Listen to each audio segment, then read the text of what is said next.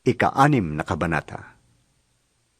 Pagkatapos nito, tumawid si Jesus sa ibayo ng lawa ng Galilea na tinatawag ding lawa ng Tiberias.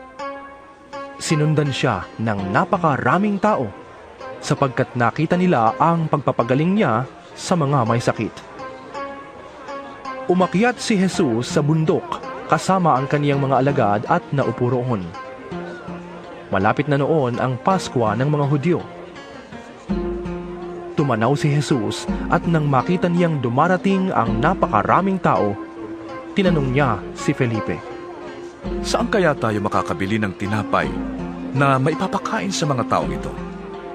Sinabi niya iyon upang subukin si Felipe sapagkat alam na niya ang kaniyang gagawin.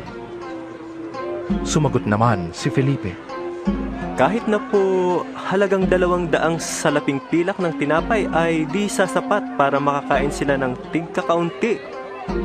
Sinabi ng isa sa kaniyang mga alagad, si Andres, na kapatid ni Simon Pedro. Mayroon po rito isang batang lalaki na may dalang 5 tinapay at 2 isda. Ngunit gano'n na ito sa ganyang karaming tao? Paupuin ninyo ang mga tao. Sabi ni Jesus. Madamo sa lugar na iyon. Umupo nga ang lahat, humigit kumulang sa 5,000 ang mga lalaki. Kinuha ni Jesus ang tinapay at matapos magpasalamat sa Diyos ay ipinamahagi iyon sa mga tao. Gayon din ang ginawa niya sa isda. Nakakain ang lahat at nabusog. Nang makakain na ang mga tao, sinabi ni Jesus sa mga alagad, Tipunin ninyo ang lumabis upang hindi masayang. Ganoon nga ang ginawa nila at nakapuno sila ng 12 kain. Nang makita ng mga tao ang himalang ginawa ni Jesus, sinabi nila, Tunay na ito ang propetang paparito sa sanlibutan. Nahalata ni Jesus na lalapit ang mga tao at pipilitin siyang gawing hari, kaya't umalis siyang muli at mag-isang umakyat sa bundok. Nang magtatakip silim na, ang mga alagad ay pumunta sa tabi ng lawa. Sumakay sila sa bangka at tumawid papuntang Capernaum. Madilim na'y wala pa si Jesus. Lumakas ang hangin at lumaki ang alon.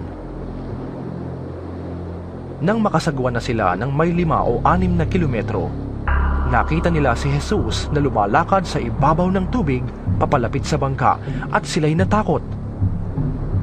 Ngunit sinabi ni Jesus sa kanila, Huwag kayong matakot! Ako ito! Galak na galak nilang pinasakay si Jesus at agad na dumaong ang bangka sa kanilang pupuntahan.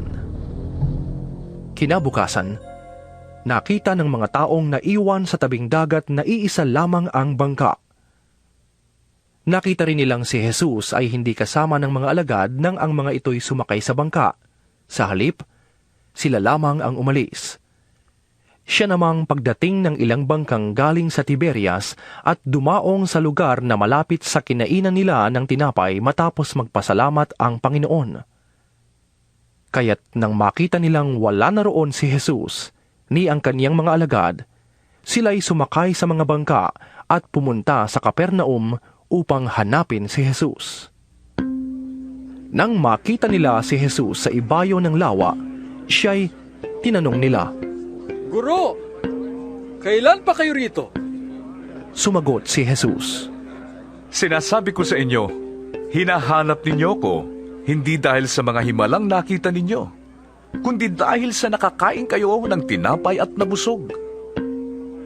Huwag ang pagkaing nasisira ang inyong pagsikapang kamtan, kundi ang pagkaing hindi nasisira at nagbibigay ng buhay na walang hanggan. Yan ang ibibigay sa inyo ng Anak ng Tao, sapagkat siya ang binigyan ng Diyos Ama ng ganitong kapangyarihan. kaya't siya'y tinanong nila, Ano po ang dapat naming gawin upang aming matupad ang ipinagagawa ng Diyos? Ito ang ipinapagawa sa inyo ng Diyos. Sumampalataya kayo sa sinugo niya. Tugon ni Jesus, Ano pong himala ang maipapakita ninyo upang sumampalataya kami sa inyo? Ano pong inyong gagawin? Ang aming mga ninuno ay kumain ng mana sa ilang. Ayon sa nasusulat, sila'y binigyan ni Moises ng tinapay na galing sa langit. Wika nila. Sumagot si Jesus. Dapat ninyong malamang hindi si Moises ang nagbigay sa inyo ng tinapay na galing sa langit.